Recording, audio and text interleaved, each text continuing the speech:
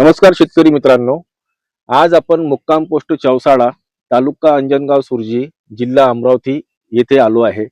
तर इथं आपण बघणार आहोत जैव सेंद्रिय शेती पद्धतीनं जे अल्ट्रासी आणि बायोरिचचा वापर करून इथे आमचे शेतकरी आहे त्यांनी कशा प्रकारे आपले झाडं सुधरवलेले आहे तर त्यांना आपण प्रत्यक्ष विचारू.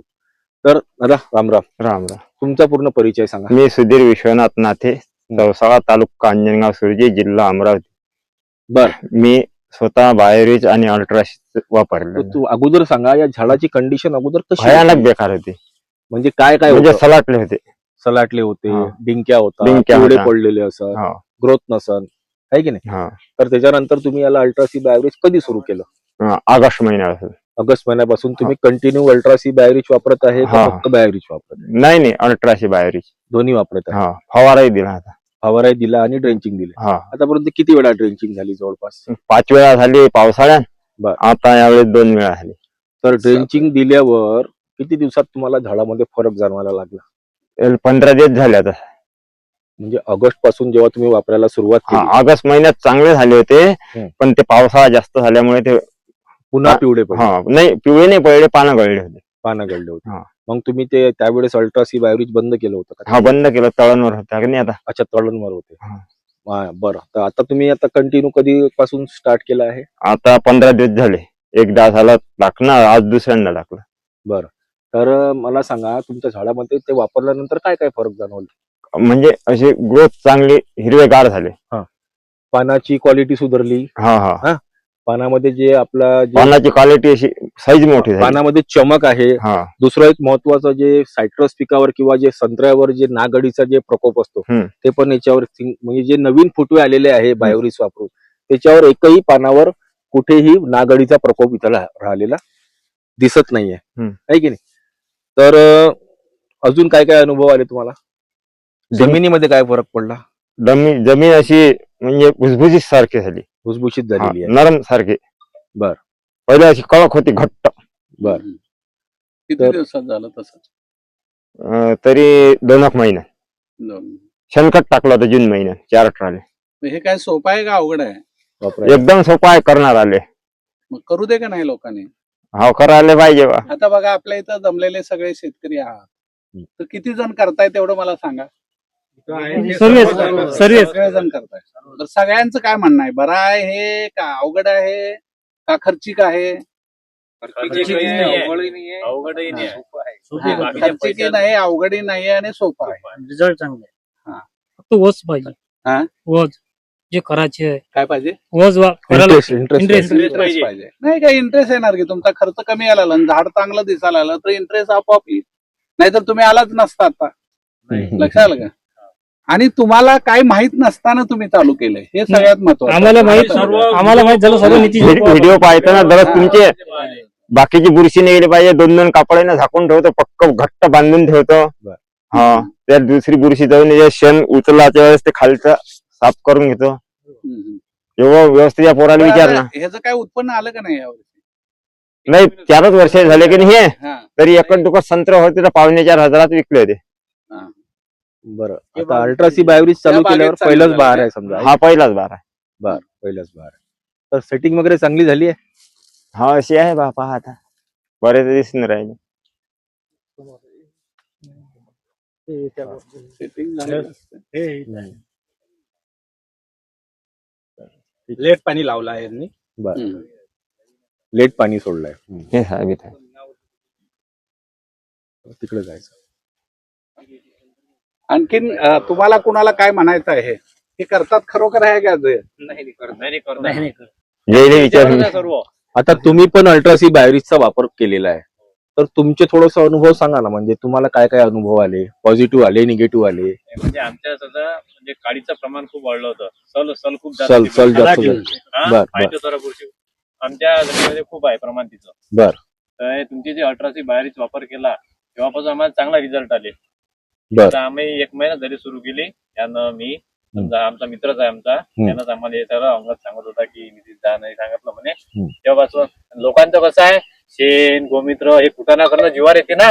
घरलं आणलं, रेडीमेड टाकलं, त्याच्यात थोडीशी मेहनत म्हणजे घ्यायला लागते थोडीशी शेण गोमित्र वगैरे हे ते करू त्याचे रिझल्ट भरपूर आहेत. म्हणजे एवढा खर्च करण्यापेक्षा हे हा, हे definitely सोपी आहे, सोपं हे सोपी आहे. हा. पण यांना जेव्हा रिझल्ट आले त्यांनी जेव्हा आम्हाला सांगितलं की असं आपण दिलं आहे झाडांना, तर तेव्हापासून मग आम्ही वापरायला लागलो आहे. आता 1 महिना झालाय, आता बघू पुढे.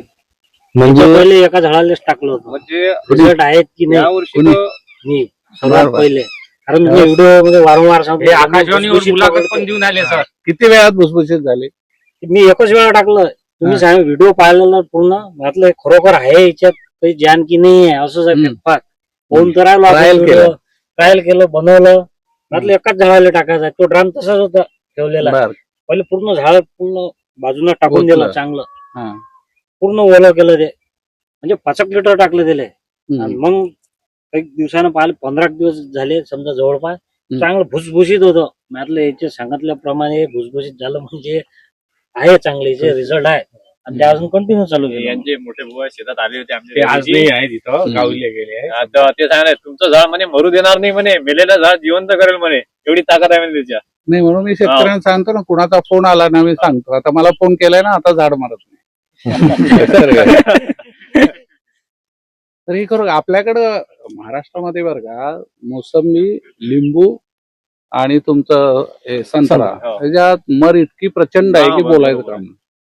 पण तेव्हापासून आमचे झाडं नाही चालले सर. आता बरं एवढा मला पावसाळा सांगा, आपण झाला, एवढे जण आहे इथं, ज्यांनी चालू केलं त्यानंतर कुणाचं झाड मेलं? नाही, नाही, नाही, नाही. म्हणजे एखादंही झाड मेलं बरं सर, ह्या डिंक्या जास्त वाढते का?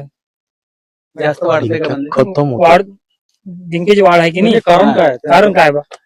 डिंक्या हे काय माहितीये का, फिजिओलॉजिकल डिसऑर्डर आहे. काय होतं, ज्या वेळेला पाऊस जास्त येतो आपल्याला डिंक्या कधी येतो जास्त?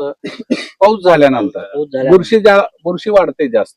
बुरशी वाढली की मुळं कुसतात आणि ते झाड पाणी पण घेऊ शकत नाही. मग आतला जो खोडाचा भाग असतो तो जरा आकसतो, बारीक होतो. समजा जसं आपण म्हातारा झाल्यावर एक एक पार्ट बघा बारीक लोंबायला लागतं, हे तसं जरा आतलं होतं, पण वरची साल वाढत नाही तेवढी. आपलंही बघा, हाड बारीक झालं तर मग खाली लोंबायला लागतं वय झालं की, ते तेवढं बारीक होत नाही, म्हणजे हे सालीमध्ये हे राहिलेलं नसतं. त्यामुळे काय होतंय, ते साल कुठेतरी क्रॅक जाते त्याच्या प्रेशर, आणि क्रॅक गेली की आतनं रस व्हायला लागतो. तो रस जो बाहेर येतो त्याच्यावर बुरशी वाढते, ती बुरशी काळी दिसायला लागते, त्याला आपण डिंक्या म्हणतो. लक्षात आलं का? तर डिंक्या ही माझ्या मते फिजिओलॉजिकल डिसऑर्डर आहे. जसं आपल्याला समजा रस्त्याचं काम चालू आहे आणि तिथं धूळ यायला लागली तर आपल्याला सर्दी होते. लक्षात आलं का? सर्दी का होते, तर ती धूळ आपल्या शरीरात जाऊ नये म्हणून ही शरीराची व्यवस्था आहे. तशी ह्याची ही व्यवस्था आहे, ते आपल्याला करायची आहे. तुम्ही समजा एकदम 1 महिनाभर पाणी दिलं नाही आणि एकदम फुल पाणी भरलं तरी डिंक्या चालू होतोय लगेच. लक्षात आलं का? मग काय होतंय, आतला भाग वाढतोय, साल तेवढी लगेच वाढत नाही, मग ती क्रॅक जाते. डाळिंबामध्ये होते बघा, डाळिंब उलट म्हणतो, म्हणजे क्रॅक जातं. किंवा संत्र्यामध्ये पण क्रॅक, असं अक्षरशः लिंबू मध्ये तर असं होतंय की भूताला लिंबू टाकताना करताना लोक तर तसंच क्रॅक केलेलं असतं, म्हणजे असे रेगच उठलेली असते. तर ही खरोखर फॅक्ट आहे. लक्षात आलं? एकदम सोपी साधी पद्धत आहे. आता तुम्ही सगळेजण करा. मलाही विशेष वाटलं की ह्या गावाशी तसा फारसा संबंध आला नसताना सुद्धा ह्या गावात आपले एवढी लोक फॉलो करतात. म्हणजे म्हणजे जवळजवळ भरपूर आता चांगलं आहे. सर 50% शेतकरी लागले हा, 50% गावातले. गावातले. त्यामुळे आपला हे बघा, संत्रा- आपला जो खर्च बाहेर चालला होता केमिकल फर्टिलायझर, इन्सेक्टिसाइड, पेस्टिसाइड, तो पूर्णपणे थांबेल. लक्षात आलं? पूर्णपणे थांबेल. आणि मग गावाची उन्नती. आपल्याकडे राहतच नाही काय, लाख रुपये खर्च करायचे, लाख रुपयाचं उत्पन्न घ्यायचं, आणि वर काहीच राहत नाही, मग करायचं कशासाठी? तर ते चेंज व्हावं. लक्षात आलं का? आणि तुमच्याकडे कसं विदर्भ मध्ये प्रॉब्लेम काय आहे, तर लोक लगेच म्हणजे झटकाच देतात. तर आपणाचं हे पण तयार व्हायला पाहिजे. आपण चांगलं खात असलो तर आपले चांगले विचार मनामध्ये येतात, कळलं का? मग वाईट विचार येत नाहीत मनात. तर हे खरोखर ह्याच्यामध्ये ते पण होईल. तुम्हाला शेतात यायला बरं वाटायला लागलं नाही सगळ्यांना? तुम्ही सांगा, अगोदर किती वेळा येत होता शेतात, आणि बाहेरीचे अल्ट्राशी चालू केल्यावर किती फरक पडलाय, आणि आल्यानंतर आपल्याला आनंद होतो. आनंद होणे म्हणजे योग होणे, योग होणे म्हणजे रोगमुक्त होणे. लक्षात ठेवा, ज्यावेळी तुम्ही शेतात जाता आणि तुम्हाला आनंद होतो किंवा आपण जे काम करतो त्याच्यात आपल्याला आनंद वाटतो त्यावेळी आपल्याला योग होतो. गीतेमध्ये सांगितले की योगा कर्मसु कौशल्यम. तुम्ही तुमचं काम कौशल्यानं केलं की योग झाला समजावा. योग होणे म्हणजे रोगमुक्त होणे. आपण वडिलांनी सांगितले म्हणून काम करायचं नाही, आईनं सांगितलं म्हणून काम करायचं नाही, भावानं सांगितलं म्हणून काम करायचं नाही, तर आपली तब्येत चांगली राहावी म्हणून काम करायचं. नाही बरेच जण पैसे मिळतात म्हणून काम करायचं, तसं नाही. बरं का? पैसे ते तो तर वेगळा भाग आहे, लक्षात आलं का? म्हणजे तुम्ही कर्म केला की तुम्हाला फळ मिळणारच. तुम्ही मनापासून काम केलेले तुम्हाला फळ मिळणार आहे. तर सगळ्यांनी लक्षात ठेवा. आपण हे व्याख्यानामध्ये घेऊ. तर मला वाटतं आपण हा एपिसोड इथं थांबूया. नमस्कार शेतकरी बंधू. तर शेतकरी मित्रांनो, आता तुम्ही चौसाळा येथील शेतकऱ्यांचे मनोगत ऐकले. तर आता कुठेतरी तुम्हाला अशी विनंती आहे की तुम्ही कुठेतरी आता तुमची मानसिकता बदलावी आणि जैव सेंद्रिय शेतीकडे तुम्ही वळावं. आणि अशाच प्रकारचे मुलाखती आणि व्हिडिओ जर तुम्हाला बघायला जर लागले तर जास्तीत जास्त तुम्ही आमच्या चॅनलला सबस्क्राईब करा. धन्यवाद.